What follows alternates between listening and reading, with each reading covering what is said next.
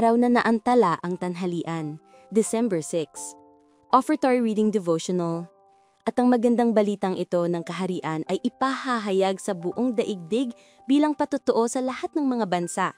At pagkatapos ay darating ang wakas. Mateo 24:14. Isang umaga noong nasa ikapitong baitang ako, nagising ako na busy ang sister-in-law ko sa paghahanda ng aming pananghalian. Batay sa mga sangkap na ginagamit niya, malinaw na malinaw kung ano ang aming magiging ulam.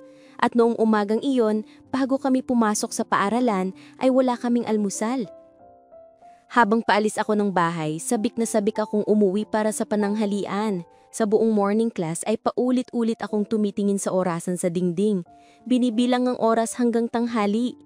Ngunit sa aking pagkadismaya, parang hindi gumagalaw ang oras. Ito na marahil ang pinakamahabang araw sa buong buhay ko. Matapos ang tila ilang araw na paghihintay, tumunog na rin sa wakas ang bell. Oras na para kumain. Mabilis kong kinuha ang aking mga aklat at nagtungo sa pintuan. Ngulit bigla akong tinawag ng teacher ko. "Liawali, umupo ka." Nahihiya akong bumalik at sumunod. Bago pa man ako malipasan ng gutom ay kinuha ni teacher ang chalkbox at pumunta sa pisara. Sumulat siya ng 5 math problem sa pisara at sinabi, "Kapag nasolve mo ng tama ang mga ito, saka ka palang pwedeng kumain." Dahil sa matinding motibasyon na dala ng masarap na pagkaing naghihintay sa akin, mabilis akong nag-solve at pina-check ko ito sa teacher. Tuwang-tuwa ako nung markahan ng teacher ng check ang unang 4 na problems. Kaya lang, sa kasamaang palad, nilagyan niya ng X ang number 5. Bumalik ako sa pisara para isolve ulit iyon. Ngunit, nagkamali pa rin ako.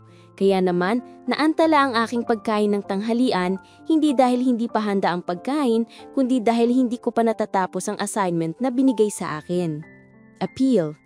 Mga kapatid, mahigit 2,000 taon na ang lumipas mula nang ipinangako ni Jesus ang kanyang muling pagbalik. Ang pagkaantala ay hindi dahil hindi pa handa ang mga mansyon sa langit, kundi dahil hindi pa niya natatapos ang ating mga assignment.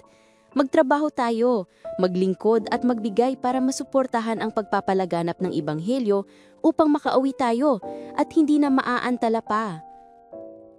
Sa pagbabalik natin ng ating mga ikapo at pangakong handog, ay ilagay natin sa huli ang ating mga hangarin at unahin ang Diyos.